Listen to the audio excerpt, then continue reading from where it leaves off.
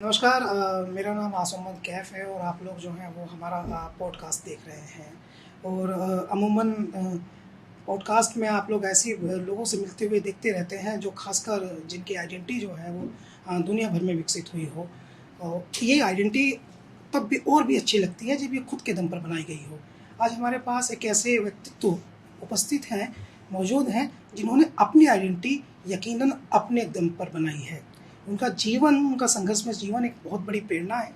और अब बहुत बड़े लोग, देश दुनिया के बहुत बड़े लोग ये मानने लगे हैं, बल्कि ये तो बहुत पहले ही मानने लगे थे जब टाइम मैगजीन ने उनके बारे में बहुत कुछ लिख दिया था। लेकिन अब तो उनके कट्टर आलोचक भी मानने लगे हैं कि पॉलिटिकली उनका बहुत ब्राइट फ्यूचर है और जो किसी एक स्टेट में या किसी एक देश में सबसे महत्वपूर्ण पद होता है, वहाँ तक उनके जाने की संभावनाएं वो पॉजिटिव, सकारात्मक दिखती हैं। कम उम्र में ही काफ़ी लोकप्रियता हासिल कर चुके हमारे साथ आज़ाद समाज पार्टी के राष्ट्रीय अध्यक्ष और भीम आर्मी के संस्थापक चंद्रशेखर आज़ाद हैं, जो नगीना से रिकॉर्ड वोटों से जीत करके सांसद बनी थी। बहुत धन्यवाद। नमस्कार। जय भीम, जय भारत। धन्यवाद आस भाई। ठीक जय है। भीम, जय भारत। नमस्कार, आदाब, सत श्री अकाल। कैसे हैं आप? अच्छा। Very nice, good, very good. तो चंद्रशेखर भाई, बातचीत की शुरुआत में मैं तकलीफ तो नहीं देना चाहता आपको, लेकिन जब याद आती है तो बात चल जाती है। जून का महीना है और जून का महीना ही वो महीना था जब 9 जून संभवतः, जब आपको हिमाचल प्रदेश के डलहौजी से आपकी गिरफ्तारी हुई। गिरफ्तारी होने के बाद जो है वो आपके साथ हाईली हैरेसमेंट के सीन हुए। आपकी जब जब लगता था कि आज चंद्रशेखर जो है वो जमानत पे बाहर आ जाएंगे, उसी दिन रात में जो है एक धारा बढ़ा दी जाती थी। और जब जब लगता, जब एनएसए लगा थी और ये लगता था कि अब तो बिल्कुल एनएसए का भी समय पूरा हो गया, अब तो इनको जेल में रखा जाना जो है वो पॉसिबिलिटी उसकी नहीं रहेगी और चंद्रशेखर आ जाएंगे हमारे बीच, तो उसके बाद एनएसए की भी सीमा बढ़ा दी जाती थी। तो वो समय था जब आपने हर उस तकलीफ को झेला। और आज ये समय है कि देश का हर व्यक्ति, जब आप सदन में जाते हैं तो आपके नजदीक आकर पूछता है, कैसे हो आप? ठीक है चंद्रशेखर जी? आस भाई, जून जून जून जी। और सुना जॉन जोनी जनार्दन, तो वो तो ये भी जून जून जून जून जैसा ही। भयंकर गर्मी और मीठी मीठी बरसात। और जून ने मेरी लाइफ में बहुत कुछ दिया है। सबसे ज्यादा हमले मेरे ऊपर जून में होते हैं ओके। और आगे बढ़ने की ताकत भी मुझे जून से मिलती है, सम्मान भी मुझे जून से मिलता है। मैं जून में जेल में गया, मैं जून में मुझे गोली खानी पड़ी। ओह। 28 जून को। हाँ। जून में मैं चुनाव जीता हम्म। और फिर से जून। हाँ, तो जून की जय हो। और बाकी संघर्ष तो चल रहा है। जैसे आपने कहा कि वो यादें, तो मैं अपने बुरे दिनों को और तकलीफ को कभी नहीं भूलता। मुझे तकलीफ सहने की, बुरे दिनों को याद रखने की आदत है, क्योंकि अक्सर वो लोग ठोकर खा जाते हैं जो अपनी तकलीफों को, बुरे दिन को भूल जाते हैं। मैं उतने ही पैर पसारता हूँ जितनी मेरी चादर है। और ये संघर्ष मैंने अपने महापुरुषों से सीखा है। इस तरह मेरे महापुरुषों ने इस देश में हक वंचित समाज को मुख्य धारा में लाने के लिए, चाहे वो महिलाएं हों, किसान हों, नौजवान हों, या एक बहुत बड़ी आबादी जिनको सदियों तक सताया गया, उनके लिए संघर्ष किया है। मैं तो ज़्यादा कुछ नहीं कर रहा, उन्हीं के कारवा को आगे बढ़ाने का काम कर रहा हूँ। मैं फूले, साहू, पेरियार, बिरसा, डॉक्टर अम्बेडकर, मान्यवर काशीराम, दीनदयाल वाल्मीकि साहब, तमाम महापुरुषों के कारवा को, जो उनके सपने थे, उनको पूरा करने के लिए काम कर रहा हूँ। कुछ नया काम नहीं कर रहा हूँ। और इस संघर्ष में मैं याद करता हूँ मान्यवर काशीराम साहब को, जिनको मैं नैतिक गुरु मानता हूँ। तो कहते हैं, जब आप समाज में निकलेंगे तो 3 चीज़ों के लिए तैयार रहना: आरोप, अपमान और नुकसान। ये सहने की हिम्मत हो तो इस आंदोलन में जाना, वरना घर में बैठ के जैसे बाकी लोग अपना जीवन जी रहे, व्यक्तिगत अपना और अपने परिवार का ख्याल रखने का काम करना। तो मैंने जान दांव पे लगाई, लाठियाँ खाई, गोली खाई, मेरे शरीर में उतनी हड्डियां नहीं जितनी हड्डियां मेरी टूटी होंगी। जेल में था तो जहर दे दिया गया।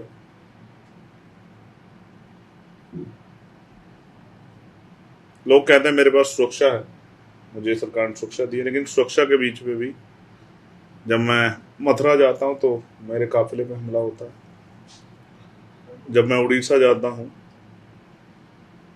तो मेरी गाड़ियों पे मेरे साथ आए लोगों पे हमला होता है। संघर्ष जारी है और संघर्ष तब तक रहेगा जब तक मनोवाद मुक्त भारत नहीं हो जाता, जब तक समता, समानता, बंधुत्व, भाईचारा का राज और समता मूलक समाज नहीं बन जाता, तब तक संघर्ष जारी रहेगा। चंद्रशेखर जी, मैंने अभी कुछ ही पल में ये महसूस किया है कि जब आप अपने तकलीफ को याद करने लगे, जून को याद करने लगे, जून की हीट, गर्मी को आप याद करने लगे, तो आप थोड़े से भावुक हो गए, मैंने फील किया। तो ये जो भावुकता है वो किसी भी व्यक्ति विशेष का सर्वश्रेष्ठ गुण है।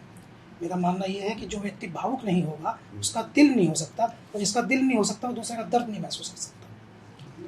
इतनी तकलीफ आपने झेली, जब आप 16 महीने तक जेल में रहे तो वहाँ भी आपको जहर देने की कोशिश हुई थी, जिसके बाद आपके लोगों ने, हजारों लोगों ने सहारनपुर में एक बहुत बड़ा पंचायत की थी, महिलाएं बड़ी संख्या में पहुंची थी, बहुत सारी महिलाएं जो हैं काशीराम कॉलोनी में वो पंचायत, काशीराम कॉलोनी मेरे आज भी याद है। हाँ, एक बहुत बड़ा हजूम जुटा था, बहुत बड़ा बेटे को, उसमें एक्चुअली अपने बेटे, भाई, अपने बच्चे की परेशानियों कम करने के लिए, उसकी आवाज उठाने के लिए। फिर मुझे अस्पताल ले जाया गया मेरठ में, और पॉलिटिकल लोग भी मुझसे मिलने के लिए आए। 8 दिन में अस्पताल में रहा।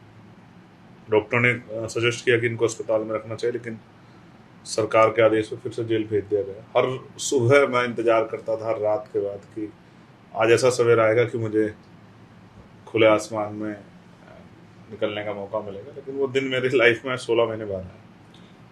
Sorry to ask, I am not willing to hurt you, लेकिन मैं फिर भी पूछ लूँ कि जब जेल में आप थे तो माताजी जो हैं वो मिलने आई कभी? आती थी, वो संडे में आती थी, परिवार के लोग आते। क्या बातचीत होती थी? संडे में क्या होता था कि संडे में 2 शिफ्ट में मुलाकात होती थी, तो थोड़ा सा रिक्वेस्ट करके कभी कभी संडे के समय थोड़ा सा ज्यादा मिल जाता। तो बस ठीक है, एक माँ के लिए तो उसके बच्चे सब कुछ होते हैं, तो उन्हीं के लिए जीती। इस देश में महिलाओं का जीवन वो इस तरह से है कि कभी वो परिवार के लिए, मतलब माता पिता के अधीन होती है, भाइयों के अधीन होती है, फिर बच्चों के लिए होती है, और फिर बाद में पोते पाती, पोते दोते, जिन रिश्तों में वो जुड़े हुए हैं, बेटी के बच्चे, बेटों के बच्चे, इसी तरह से उसका पूरा जीवन गुजर जाता है। तो मैं इस संघर्ष को, इस तकलीफ को समझता हूँ, किस तरह मेरी माँ ने हम लोग को पाला है। तो मैं समझ सकता हूँ कि हर माँ इतना ही प्यार करती है अपने बच्चों से। अब एक घटना मैं आपको बताता हूँ मेरे लोकसभा क्षेत्र की।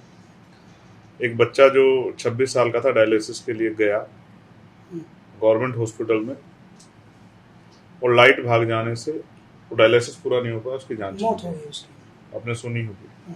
मैंने कल उस माँ से बात की थी, जावेद की माँ से। उन्होंने मुझे बताया, और वो जिस तरह से बिलिक रही थी बताते, उनकी आंखों से वो आंसू की धारा, उनके वो बताते उनका तकलीफ, जो आप मुझसे कह रहे थे कि आप मतलब जो भावुक नहीं होता दूसरे दर्द नहीं समझ, मैं उस माँ के आंसू देख के भावुक था, लेकिन मैं कोशिश कर रहा हूँ कि उस परिवार को न्याय मिल जाए, क्योंकि उनके साथ गलत हुआ। मुझे लगता है कि डीएम ने संभवतः आपके प्रयासों के बाद ही उस पूरे मामले में जांच बिठा दी है। प्रिंसिपल नहीं, हमारे लोग मिले हैं अधिकारियों से, हमने उनसे कहा है कि इस मामले में जांच होनी चाहिए, और दोषी कोई भी उसको बचाया ना जाए, उस पर कार्रवाई हो, कोई भी हो जाए, इससे फर्क नहीं पड़ता है। किसी के जीवन का मूल्य है, और उसके जीवन को इस तरह से जो है खत्म नहीं किया जा सकता। उसमें पीछे कोई हो, कितना बड़ा अधिकारी हो, कितना छोटा हो, कितना पैसे वाला हो, कितना रसूखदार हो, बचेगा नहीं। अच्छा, मुझे ये भी पता चला, मैं इस पर भी आशा आज आपसे वेरीफाई कर रहा हूँ, क्योंकि ये अच्छा मंच है, लोग सब जानते हैं, समझते हैं कि जब आप जेल में थे 16 महीने के पीरियड में, तो उस समय आपने 2 मुख्य काम किए। एक तो आपने 16 महीने तक बहुत सारी किताबें पढ़ी, महापुरुषों की जीवनियाँ पढ़ी, और दूसरा आपने जेल में जो लोग उत्पीड़ित थे, जिनकी कोई ना कोई समस्या थी जेल में, तो उनको भी न्याय देने की लड़ाई लड़ी। इन दोनों बातों में कितना सच है? नहीं, न्याय देने की नहीं लड़ी ब्रदर, ये बात सत्य है कि 29 डे मैंने बड़ी परेशान महसूस किया उसमें, क्योंकि जो आदमी उड़ रहा था अचानक उसको बांध दिया जाए, जो आदमी सुबह निकल के संघर्ष करता रहा, वो 3-4 बजे पहुंचता था, अचानक आप उसको बांधकर एक जगह में, निश्चित जगह के दायरे में, एक सीमा के अंदर उसको रोक दो, तो ये तकलीफ दे तो है ही। जैसे उड़ते हुए पंछी को आप पिंजरे में बंद कर दो तो वो कैसे फड़फड़ाता है। ठीक है। लेकिन 30वें दिन मैंने तय किया कि इस जीवन को स्वीकार करना है, काहे को हार माननी है, एक ही तो जीवन मिला है। इस जीवन में तमाम तरह के रस हैं, तमाम तरह के समय आएंगे, कभी खुशी होगी, कभी दुख होगा, कभी अपमान होगा, कभी सम्मान होगा। जीवन चक्र है, चलता रहेगा, जब तक संग जीवन है तब तक बहुत कुछ सीखना है। तो मैंने महापुरुषों को बहुत पढ़ा है, काशीराम, मान्यवर काशीराम साहब से लेके फूले साहब को, पेरियार साहब को, साहू जी महाराज को, और मैं जब नाम बताऊंगा आपने सुने भी नहीं होंगे, संतराम बी ए प्रजापति जी को, बाबू जगदेव प्रसाद कुशवाहा को, जननायक कपूरी ठाकुर को, मामना राम सु वर्मा को, सर छोटू राम को, चौधरी महाराज सिंह भारती को, जननायक कपूरी ठाकुर को, बाबू जगदेव प्रसाद को, माँ अवंतिका बाई को, माँ झलकारी बाई को, माँ अहिल्या बाई होलकर को। मैंने कोशिश की शिक्षा क्रांति के जनक ब्रह्मानंद लोधी जी को, मान्यवर दीना भाना वाल्मीकि जी को, ओम प्रकाश वाल्मीकि जी को, जो मुझे लगा कि भाई इस आदमी को, जिसने संघर्ष किया है, जिसने अपने जीवन में त्याग किया है, जिसने अपने जीवन में संघर्ष किया है, माँ सावित्रीबाई फूले, माँ फातिमा से, उन भगत सिंह जी को, करतार सिंह सराभा जी को, शहीद उधम सिंह जी को, तमाम उन संतों को, गुरुओं को, महान पुरुषों को जिन्होंने देश की आज़ादी में योगदान दिया, सबको पढ़ा, बाबा साहब अम्बेडकर को पढ़ा। और वही है मेरे जीवन का एक जो टर्निंग पॉइंट है जिसने मुझे बदला। इसके बाद मैंने बहुत सारी चीज़ों को त्याग दिया और मुझे लगा कि ये मैं जो जन्मा हूँ तो किसी के जीवन में कोई ना कोई उद्देश्य जरूर होता है, और अगर आपके पास लक्ष्य नहीं तो काहे का जीवन, ऐसे ही इस दुनिया में आए और चले गए तो फिर क्या फायदा। तो लक्ष्य होना चाहिए। तो एक लक्ष्य जो है बनाया, पहले वो लक्ष्य समाज के जरिए समाज की परेशानी को खत्म करना था जागरूक करके, और फिर उस लक्ष्य को थोड़ा सा और विस्तृत कर दिया 2020 में। मैं महापुरुषों की असल बात को समझा कि लोकतंत्र में हम लोग किस तरह से बदलाव कर सकते हैं। रही बात लोगों की परेशानियों की, तो मैंने कोशिश की कि जिसकी मदद मैं कर सकता हूँ, और ऐसे सैकड़ों लोग होंगे जो जेलों में परेशान थे, तो मैंने वहाँ के जो समय जब जज आते थे तो उनके सामने उनकी बात रख के, और जिनकी जो बेल बॉन्ड नहीं भर सकते उनके बेल बॉन्ड भर के, बहुत सारे लोगों को मैंने, सैकड़ों लोग होंगे जिनको मैंने जेल से निकाला।